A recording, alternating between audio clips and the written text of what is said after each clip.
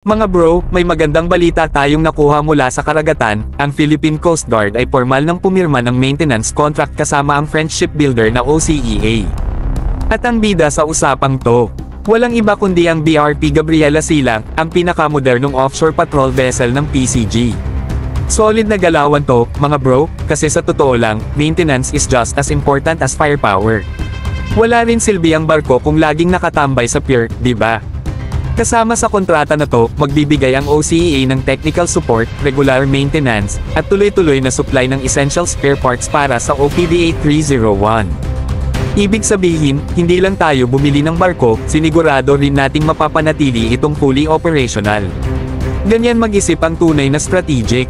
Hindi to basta-basta purchase lang, mga bro, kundi investment sa long-term performance ng barko. Alam nyo mga bro, hindi ordinaryong patrol ship ang BRP Gabriela Silang. Isa to sa pinakamalaking aluminum hulled OPV sa buong mundo. Kayang-kaya magpatrolya sa malalayong karagatan, pwede sa humanitarian missions, at may command and control capabilities pa. Kitang-kita sa hakbang na to na lumalalim na ang maturity ng PCG. Hindi lang basta patrol-patrol, kundi full-on maritime readiness na ang tinatahak. Kapag always mission ready ang BRP Gabriela Silang, ibig sabihin yan mas malawak ang reach natin sa karagatan, mas mabilis ang response time, at mas matatag ang presence natin lalo na sa West Philippine Sea. Every working vessel counts, mga bro. Timing din ang panalo.